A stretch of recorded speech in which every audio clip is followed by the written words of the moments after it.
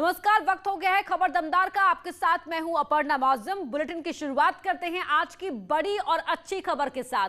UP में corona case में तेजी से कमी आ रही है। दावे के मुताबिक उत्तर प्रदेश में सबसे ज्यादा कोविड टेस्ट हो रहे हैं। पिछले 24 घंटे की बात की जाए तो पिछले 24 घंटे में यूपी में 2,08,558 टेस्ट हुए, जिसमें से 25,858 लोग पॉजिटिव पाए गए। तो वहीं 24 घंटे में जितने लोग पॉजिटिव हुए हैं उससे कहीं ज्यादा 38,683 लोग ठीक होकर घर भी लौटे हैं। इससे यूपी का रिकवरी रेट तेजी से बढ़ रहा है। पहले आप यूपी के एसीएस नवनीत सहगल को सुनिए, फिर हम आपको आंकड़ों के जरिए समझाएंगे कि महामारी पर आज मंगल विजय हम क्यों कह रहे हैं। अगर देखेंगे तो पिछले कुछ दिनों में केसेस लगातार कम हो रहे हैं। 24 अप्रैल को सर्वाधिक केस थे उत्तर प्रदेश में, यानी उस दिन प्रदेश में जो है 38,000 केस एक ही दिन में आए थे। 38,000 केस एक दिन में आए थे और आज वह घटते घटते आज जो केस आए हैं 24 घंटे में वे आए हैं मात्र 25,000। तो सीएम योगी को आपने सुना कि पिछले कई दिनों से लगातार जो मामले कम हो रहे हैं। अब आपको यूपी का पिछले एक हफ्ते का आंकड़ा हम बता रहे हैं। 28 अप्रैल को यूपी में 32,993 केस मिले, जो 29 अप्रैल को घटकर कम होकर 26,613 हो गए। 30 अप्रैल को एक बार फिर आंकड़ों में जंप देखा गया, उछाल देखा गया और आंकड़े 34,626 पर पहुंच गए। इसके बाद 1 मई को कोरोना के मामलों में भारी गिरावट देखी गई और आंकड़ा कम होकर 30,317 पहुंच गया। इसके बाद 2 मई को प्रदेश में 30,983 मरीज मिले। फिर 3 मई को कोरोना केस कम हुए और आंकड़ा 29,192 पर पहुंच गया, यानी कि 30,000 से कम केस हुए। आज जारी 4 मई को कोरोना केस में भारी गिरावट देखने को मिली और आज आंकड़ा हो गया है 25,858। आप देखेंगे तो 3 मई से आज के आंकड़े में 3,334 केस कम आए हैं। 28 अप्रैल से 3 मई तक के अगर बात की जाए तो आज चौथा दिन है जब यूपी में कोरोना केस में लगातार गिरावट देखने को मिल रही है। वहीं अब आपको बताते हैं कि हर रोज यूपी में कितने लोग कोरोना को मात देकर अपने घर लौट रहे हैं। एक हफ्ते का आंकड़ा आपके लिए हमने निकाला है। 29 अप्रैल की बात करें तो 29 अप्रैल को 26,613 लोग ठीक हुए, अपने घर लौटे। इसके बाद 30 अप्रैल की बात करते हैं तो 32,494 में पेशेंट्स ने कोरोना को हराया है और 1 मई को इस आंकड़े में तेजी से उछाल आया। 1 मई को 38,826 लोग ठीक हुए। इसके बाद हालांकि 2 मई को इस आंकड़े में कमी देखी गई। 2 मई को 36,650 लोग रिकवर हुए और 3 मई को फिर से अच्छी खबर आई और प्रदेश में 38,687 लोग कोविड से जंग जीत गए। आज की बात करें तो आज 38,683 लोग ठीक होकर अपने घर लौट चुके हैं। वहीं लोग कोविड से ठीक हो रहे हैं, इसी के साथ रिकवरी रेट भी बढ़ रहा है, जो ये आंकड़े साबित कर रहे हैं, जो हम आपको दिखा रहे हैं। एक हफ्ते का डाटा हमने निकाला है रिकवरी रेट का। इसके मुताबिक हर रोज जितने कोरोना केस आ रहे हैं उससे ज्यादा लोग यूपी में ठीक हो रहे हैं। 29 अप्रैल को 25,613 केस आए तो 26,613 लोग ठीक हुए। वहीं हालांकि 30 अप्रैल को देखें तो आंकड़े ज्यादा थे। 34,626 मामले सामने आए तो उसके मुकाबले 32,494 लोग ठीक हुए। 1 मई को शानदार उछाल दिखा, जहां कोरोना केस 30,317 आए तो वहीं 38,826 लोगों ने कोरोना को हरा दिया। 2 मई को 30,983 कोरोना केस के मुकाबले 36,650 लोगों ने कोविड को मात दी। तो वहीं 3 मई को 29,192 केस मिले तो 38,687 लोग ठीक होकर घर भी लौट गए। आज की अगर बात करें तो प्रदेश में आज 25,858 कोरोना केस मिले हैं तो वहीं 38,683 लोगों ने कोविड के खिलाफ जंग जीत ली। पिछले एक हफ्ते में अगर एक दिन को छोड़ दे तो पता चलता है कि प्रदेश में रिकवरी रेट तेजी के साथ बढ़ रहा है। लोग ठीक होकर अपने घर लौट रहे हैं। तो यूपी के साथ साथ पूरे देश में कोरोना की रफ्तार धीमी हुई है। पिछले 24 घंटे के आंकड़ों को देखें तो 3,57,229 केस आए हैं। उसके मुकाबले 24 घंटे में 3,20,289 लोग ठीक भी हुए हैं, जिसके बाद देश में एक्टिव मामलों की संख्या घटकर 34,47,133 हो गई है। अब तक पूरे देश में 1,66,13,292 लोग कोरोना को मात दे चुकी है।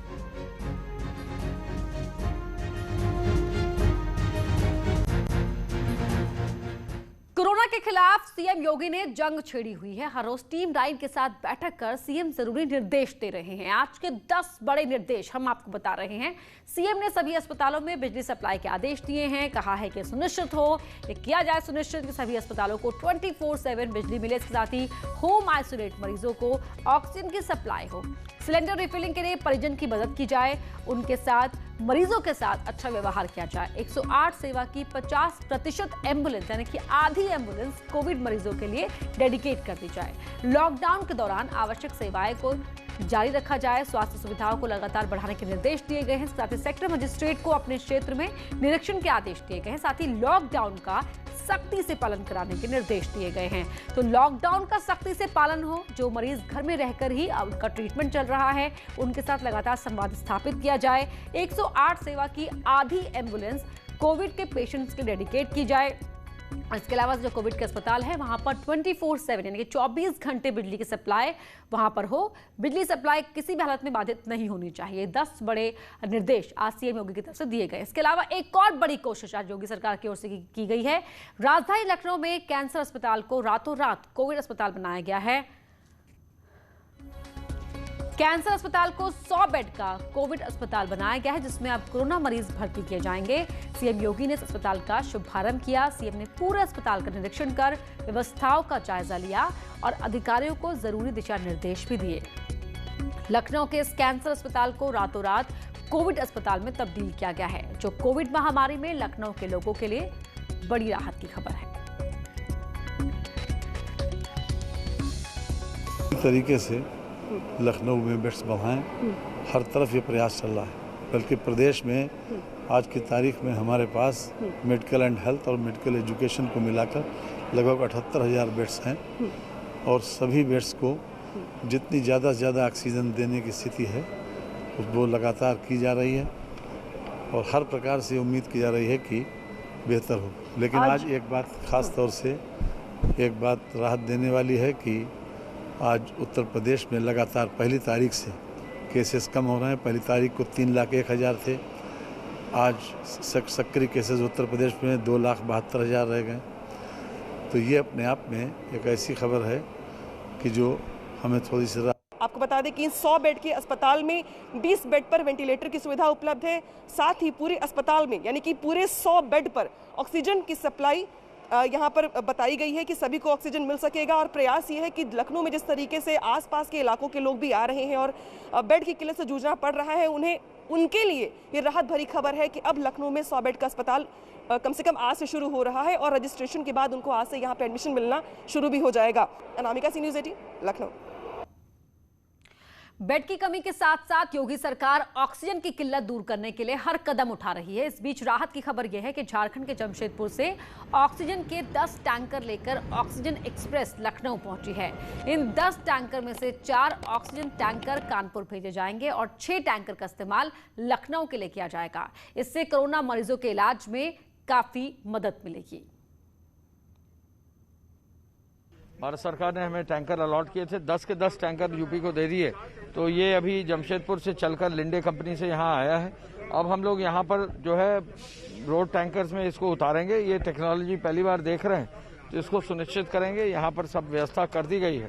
कितना समय लगता है उतारने में, ये देखकर आगे बढ़ाएंगे। आज प्रदेश में 784 मीट्रिक टन जो है ऑक्सीजन की खपत ऑक्सीजन हमने सप्लाई किया है। कल 730 करीब किया था। तो हम लोगों ने काफ़ी ऑक्सीजन आज सप्लाई किया है और ये रिकॉर्ड है।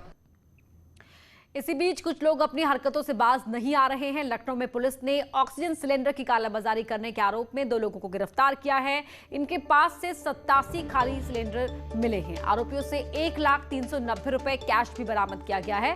गिरफ्तार आरोपी बालाजी गैस एजेंसी का संचालक है।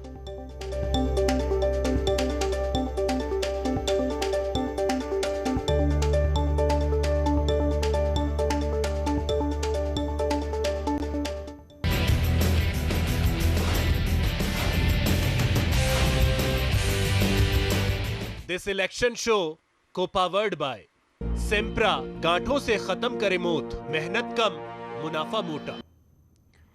और अब बात कर लेते हैं पंचायत चुनाव के फाइनल फैसले की और इससे जुड़ी हुई एक बड़ी खबर आजमगढ़ से आ रही है, जहां पुलिस की टीम पर हमला किया गया है। लोगों ने पुलिस से पथराव किया है, हवाई फायरिंग की भी यहां पर खबर है।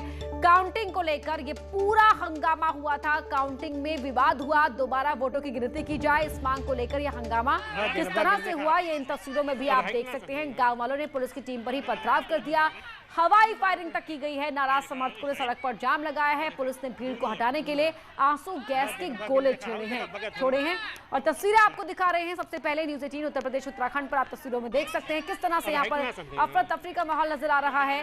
पुलिस टीम पर पथराव किया गया है, हवाई फायरिंग की है और पुलिस को यहाँ पर इस भीड़ को खदेड़ने के लिए आंसू गैस के गोले छोड़ने पड़े हैं। पुलिस ने लाठीचार्ज भी किया है। ये आजमगढ़ का गोधौरा गांव है, जहां पर काउंटिंग को लेकर पूरा विवाद खड़ा हुआ और ये बखेड़ा किस कदर यहां उत्पात में तब्दील हो गया ये इन तस्वीरों में देख सकते हैं। दोनों पंचायत चुनाव में ज्यादातर जगहों पर बीजेपी और समाजवादी पार्टी में कांटे की टक्कर देखने को मिली है। इस रिजल्ट पर समाजवादी पार्टी के प्रवक्ता डॉक्टर अनुराग भदौरिया ने दावा किया कि एसपी ने बीजेपी को धूल चटा दी है। गोरखपुर, काशी और अयोध्या में भी समाजवादी पार्टी के प्रत्याशी पंचायत चुनाव में लगातार जनता का प्यार पा रहे हैं। उन्होंने कहा कि ये चुनाव बता रहे हैं कि 2022 में जनता उत्तर प्रदेश के बदलाव के लिए कितनी तैयार है। उत्तर प्रदेश के पंचायती चुनाव में समाजवादी पार्टी ने बनारस में, प्रयागराज में, अयोध्या में भारतीय जनता पार्टी को धूल चटा दी है और गोरखपुर जो योगी जी का गढ़ माना जाता है वहां पे नाक को दम कर रखी है।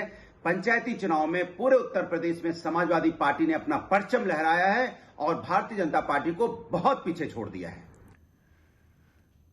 वहीं समाजवादी पार्टी के अध्यक्ष अखिलेश यादव ने ट्वीट कर अपील की है। अखिलेश ने ट्वीट में लिखा है कि सभी जीते हुए प्रत्याशी और कार्यकर्ता खुद को सुरक्षित रखते हुए तत्काल समाज की यथासंभव मदद करने में लग जाएं। ये सेवा और सहयोग का समय है।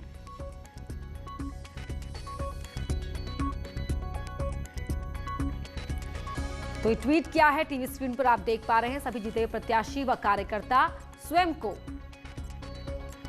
सुरक्षित रखते हुए तत्काल समाज की सेवा में जुट जाएं, यथासंभव मदद करने में लग जाएं। ये सेवा और मदद करने का समय है।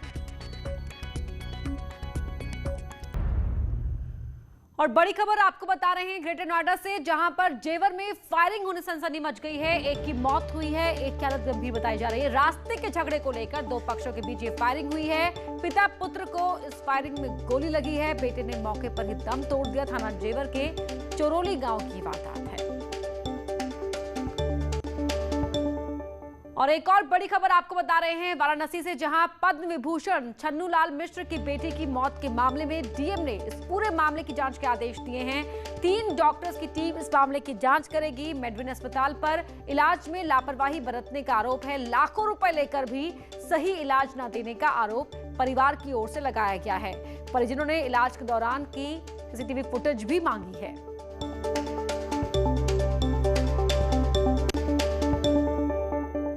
इस बुलेटिन में इतना ही। आगे देखिए उत्तराखंड की खबरें।